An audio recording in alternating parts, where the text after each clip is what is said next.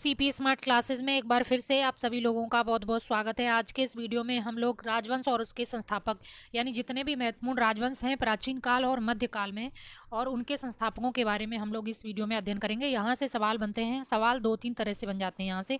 एक तो सीधा सीधा सवाल बन जाता है कि किसी राजवंश की स्थापना किसने की थी, ऐसे बन जाता है। या एक तरफ राजवंश दिए हों और एक तरफ आपके संस्थापक दिए हों तो उनको मिलाने के लिए भी पूछ लिया जाता है। तो ये बहुत ही इंपॉर्टेंट है। तो ये वीडियो आज हम डिस्कस करेंगे। उससे पहले मैं आपसे बताना चाहूँगी, आप लोग प्ले स्टोर में जाकर सीपी स्मार्ट क्लासेस नाम से ऐप बन गई है हमारी, तो आप वो भी डाउनलोड कर सकते हैं। तो वहाँ पे आपको एसएससी, बैंकिंग और UP TET, C TET, others competitive exam के लिए बहुत सारे मॉक टेस्ट मिल जाएंगे, तो आप ये ऐप भी डाउनलोड कर सकते हैं। तो चलिए वीडियो शुरू करते हैं। देखिए, इसमें बहुत महत्वपूर्ण राजवंशों के बारे में दिया है और यहाँ से सवाल जरूर आता है। तो उससे पहले मैं आपको बताना चाहूँगी कि इतिहास पढ़ने के लिए बहुत कुछ है। इतिहास में इतने सारे फैक्ट हैं, उनको याद करना बहुत मुश्किल है। इंसान का दिमाग इतने सारे फैक्ट याद कर ही नहीं सकता। इतनी सारी डेट्स हैं, उनको याद करना बहुत मुश्किल होता है। तो इतिहास पढ़ने का सबसे बढ़िया तरीका होता है कि इस पेपर में इस टाइम पैटर्न कैसा है सवाल पूछने का, यानी किस तरीके से सवाल पूछे जा रहे हैं। अभी फिलहाल क्या है कि डेट्स बहुत नहीं पूछी जा रही हैं, डेट पहले बहुत पूछी जाती थी। अभी होता है कि महत्वपूर्ण राजवंश हैं या महत्वपूर्ण राजाएं हैं, उनका कालक्रम मिलाने के लिए पूछा जाता है हर एग्जाम में। तो इतिहास पढ़ने का भी एक कॉन्सेप्ट है और वो कॉन्सेप्ट आप अपने दिमाग में रखेंगे तो आप इतिहास के सारे सवाल हल कर पाएंगे। अगर आपने सारे राजवंशों का क्रम आपको मालूम है, एक चार्ट बना लीजिए आप उसमें। अगर मुझे किसी दिन मौका मिला तो मैं आपको चार्ट बना के दूंगी, जिसमें चार्ट बना लेंगे तो आपको पता रहेगा कि कौन से राजवंश के बाद कौन सा राजवंश आ रहा है, तो वो एक क्रम बन जाएगा। तो ये एक तो महत्वपूर्ण राजवंशों का चार्ट बना लो, फिर उसमें महत्वपूर्ण राजाओं के नाम लिख लो। तो कभी अगर आपको कुछ नहीं आता है, उसमें से चार ऑप्शन आपको दिए हैं, अगर दो आपको आते हैं तो दो आप एलिमिनेशन के थ्रू निकाल सकते हैं। तो आपको बहुत ज़्यादा डेट याद नहीं करनी पड़ेगी, फैक्ट याद नहीं करने पड़ेंगे। जो काल क्रम वाले सवाल हैं वो आपके कभी गलत नहीं होंगे। तो इस टाइप से आप हिस्ट्री पढ़ें। नहीं तो इतिहास में इतना कुछ पढ़ने को है कि आप पढ़ते ही रहेंगे और इतिहास ही पढ़ते रहेंगे। और कभी भी आपके 100% सवाल इतिहास में सही नहीं होने वाले हैं। इसलिए आपका सबसे बढ़िया तरीका होता है इतिहास पढ़ने का कि आप पुराने पेपर देखें, पूछने का सवाल पूछने का जो पैटर्न है इस टाइम चल कैसा रहा है वो देखें और फिर उसके हिसाब से पढ़ें। कॉन्सेप्ट इतिहास का यही है कि आप पहले कालक्रम देखें, उसका सारे महत्वपूर्ण राजवंश देखें और जो महत्वपूर्ण राजाएं हैं या जहां से इतिहास बदल रहा है या टर्न ले रहा है, कोई राजवंश नया आ रहा है या कुछ बदलाव हो रहा है इतिहास में, वहां से सवाल हमेशा आते हैं। तो उन चीज़ों को ज़्यादा फोकस करें। तो चलिए वीडियो शुरू करते हैं। तो पहला राजवंश है हमारा आर्यक वंश। देखिए, महाजनपद काल के समय से मगध में जो राजवंश बनता है, आर्यक वंश बनता है, सबसे महत्वपूर्ण राजवंश होता है मगध में। 16 महाजनपदों में मगध ही एक महत्वपूर्ण उसके महाजनपद के रूप में उभरता है। तो यहीं से हमारा जो इतिहास की जानकारी राजाओं के बारे में और संस्थापकों के बारे में मिलना शुरू होती है। तो ये एकदम क्रम से दी हुई है एंशियंट वाली, और जो प्री मेडवल वाली है वो मैं आपको बताती जाऊंगी साथ में। तो हर्यक वंश का संस्थापक था बिंबसार, और शिशुनाग वंश का जो संस्थापक था शिशुनाग ही था, और नंद वंश का संस्थापक था महापद्म नंद।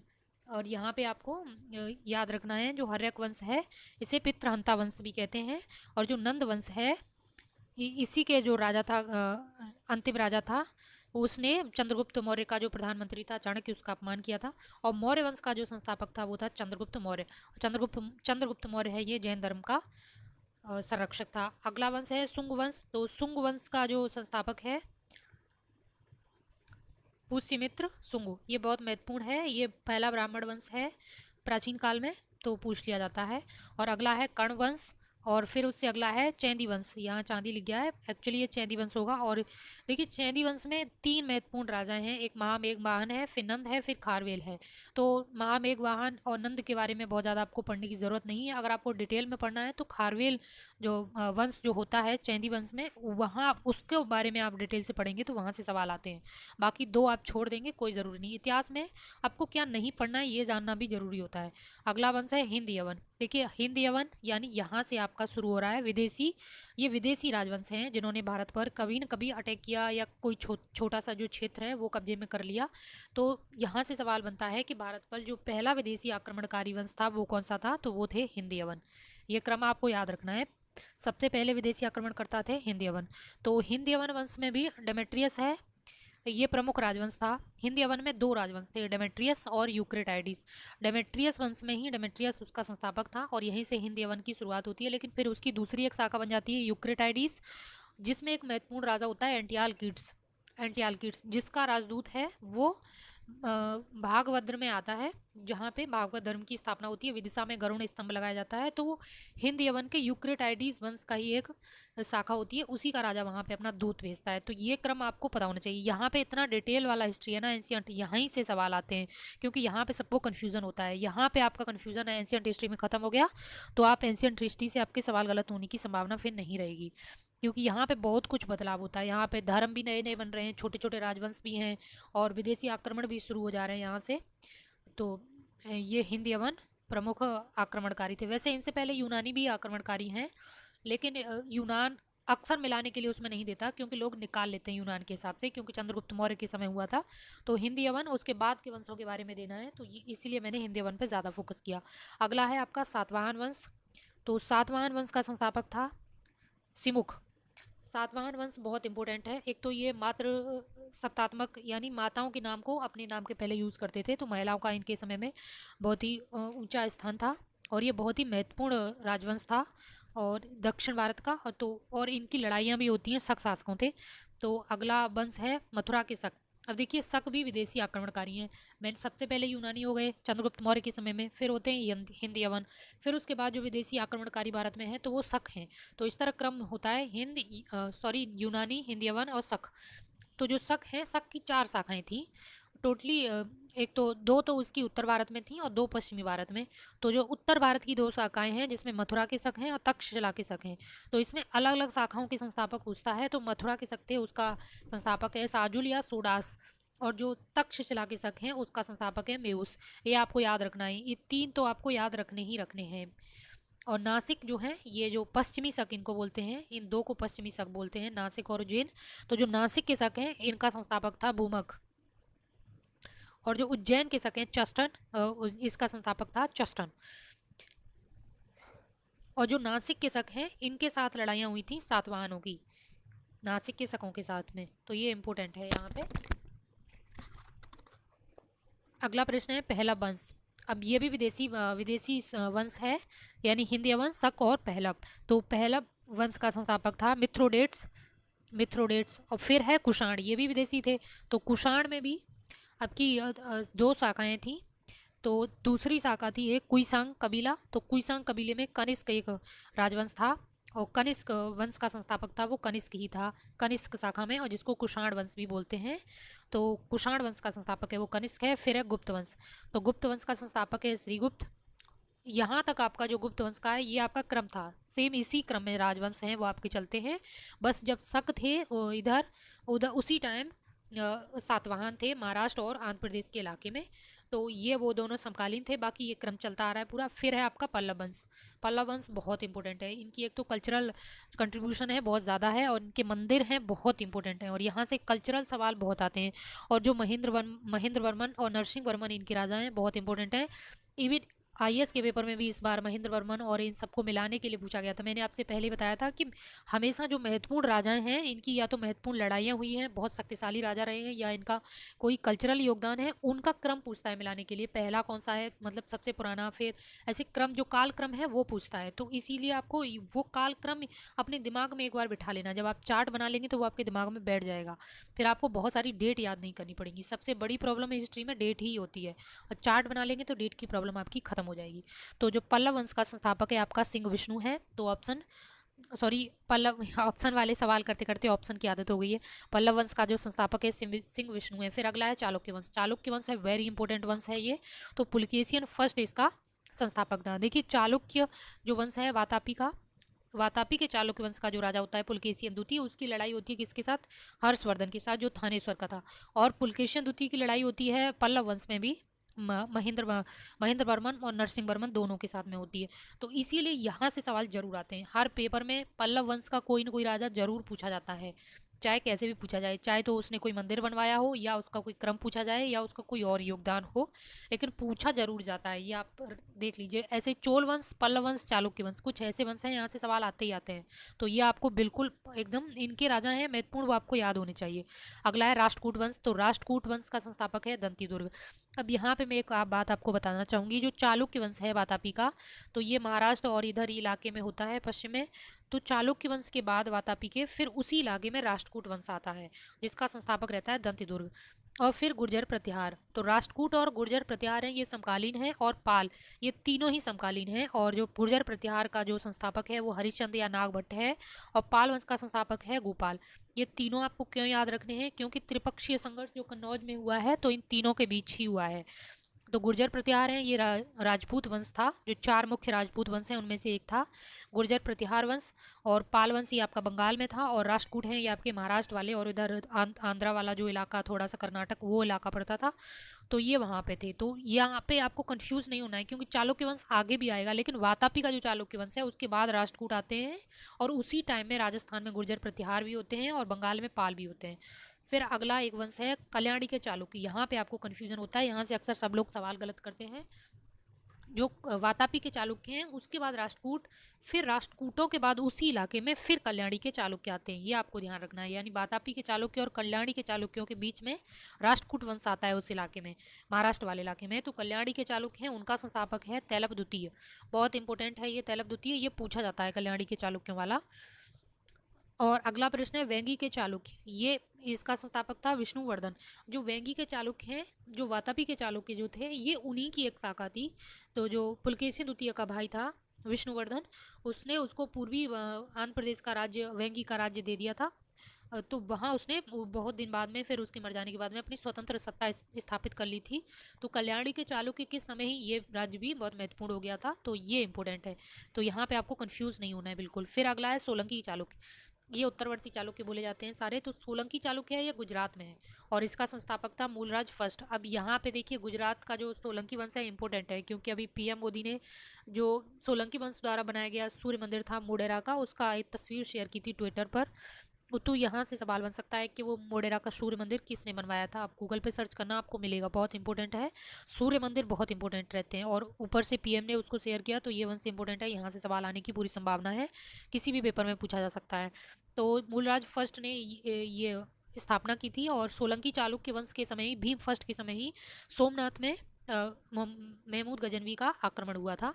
तो अगला है मैत्रक वंश।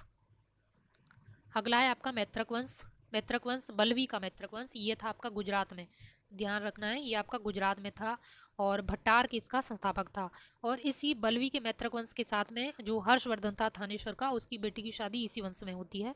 इस तरह आप जब कनेक्ट करेंगे हिस्ट्री तो आप भूलेंगे नहीं, आपको याद रहेगा, एक इमेज बन जाएगी पूरे देश की कि कौन सा वंश किस इलाके में था, वर्तमान में वो किस स्टेट में जगह पड़ती है, और फिर आपको क्रम भी याद हो जाएगा कि पुराना वंश कौन सा है, नया वंश कौन सा है, कहाँ पे कौन सा था, तो सब क्लियर हो जाएगा। अगला है आपका कलचूरी वंश। कलचूरी वंश है, ये इंपॉर्टेंट है। ये कलचूरी वंश, तो कोक्कल इसका संस्थापक था। अब ये कलचूरी वंश जो है, जो मैंने अभी आपको चेंदी वंश पढ़ाया था एंशियंट हिस्ट्री में, जब उसी की शाखा एक कलचूरी, ये जगह पड़ती है एमपी में, वहाँ पे पुराना राजवंश था, उसी की कोई एक शाखा बन जाती है। तो ये पूर्व मध्यकाल में फिर से उभरते हैं। तो तब ये उभरने वाला जो पहला राजा होता है वो कोक्कल फर्स्ट होता है। लेकिन आपको ध्यान रखना है, जो कलचूरी वंश है वो चेंदी वंश की ही एक शाखा माना जाता है, तो यहाँ पे आपको ध्यान देना है। अगला वंश है चौहान वंश। चौहान वंश वही चार राजपूत राज्यों में से महत्वपूर्ण है, गुर्जर प्रतिहार चौहान। तो चौहान वंश का जो संस्थापक है वो वासुदेव है। वासुदेव, पीछे मैंने एक राजवंश का और संस्थापक बताया था, तो वासुदेव था कर्ण वंश का संस्थापक। अगला है परमार वंश। तो परमार वंश का संस्थापक है सीहक या श्रीहर्ष। अब परमार वंश में से दो तीन चीज़ें ही इंपॉर्टेंट है, एक तो इसका संस्थापक, और इसमें एक महत्वपूर्ण राजा हुआ था राजा भोज, जो बहुत विद्वान राजा था, आर्किटेक्चर का बड़ा ज्ञानी था, और सम्रांगण सूत्रधार उसकी बुक थी। और इसने भोपाल में एक तालाब बनवाया था, और सरस्वती मंदिर भी बनवाया था। बहुत बहुत ही पढ़ा लिखा, बहुत ही इंटेलिजेंट राजा था, तो उसके बारे में यहाँ से सवाल आता है। तो ये परमार वंश में से आप राजा भोज के बारे में पढ़ लेना, बस वही इंपॉर्टेंट है, और इसकी राजधानी कहाँ पे थी वो। तो बस परमार वंश से और कुछ पढ़ने की आपको जरूरत नहीं है। अगला है चंदेल वंश। तो चंदेल वंश का संस्थापक था नन्नुक। चंदेल वंश इंपॉर्टेंट है खजुराहो के मंदिरों की वजह से। तो चंदेल वंश का जो संस्थापक आपका नन्नुक हो गया। चंदेलों का जो आर्किटेक्चर है वो इंपॉर्टेंट है, किस शैली के इनके मंदिर थे, और कहाँ कहाँ पे मंदिर हैं, और किस किस धर्म से संबंधित मंदिर हैं, ये सवाल यहाँ से बनते हैं। और एक दो महत्वपूर्ण इसके राजाएं हैं वो आप पढ़ेंगे बस, और इससे ज़्यादा कन्नौज चंदेल वंश के बारे में पढ़ने की जरूरत नहीं है। अगला है कन्नौज का गैड़वाल वंश। तो कन्नौज का गैड़वाल वंश है, वंश का संस्थापक है वो है चंद्रदेव गैड़वाली। ये वंश इंपोर्टेंट है। एक तो इसमें चंद्रदेव गैड़वाली हैं, जो चंद्रदेव संस्थापक हैं गढ़वाल वंश के। इन्होंने जो एक टैक्स लगाया था मुस्लिमों पर, तुर्कस दंड। जैसे हिंदुओं पर मुस्लिम लोगों ने जजिया कर लगाया था, तो उसी तर्ज पर इन्होंने मुस्लिमों पर तुर्कस दंड नामक कर लगाया था। तो ये चीज़ आपको ध्यान में रखनी है गढ़वाल वंश से। अगला प्रश्न है सेन वंश, सॉरी राजवंश है सेन वंश। तो इसका संस्थापक था सामंत सेन। अब ये सेन वंश भी बंगाल में था। कब आता है? पाल वंश के बाद में सेन वंश आता है, और सेन वंश के बाद ही बंगाल में मुस्लिम राज्य स्थापित हो जाता है। अगला है कारकोट वंश। जो कारकोट वंश है ये आपका कश्मीर में है। ये तीनों वंश आपके कश्मीर के वंश हैं। कश्मीर के वंश इंपॉर्टेंट हैं। तो कारकोट वंश जो है इसका संस्थापक था दुर्लभ वर्धन। और जो उत्पल वंश है उसका संस्थापक था अवंतिवर्मन। लोहार वंश का जो संस्थापक है वो है संग्रामराज। तो जो लोहार वंश है ये आपका इंपॉर्टेंट है, ये आप जरूर पढ़ लेना एक बार।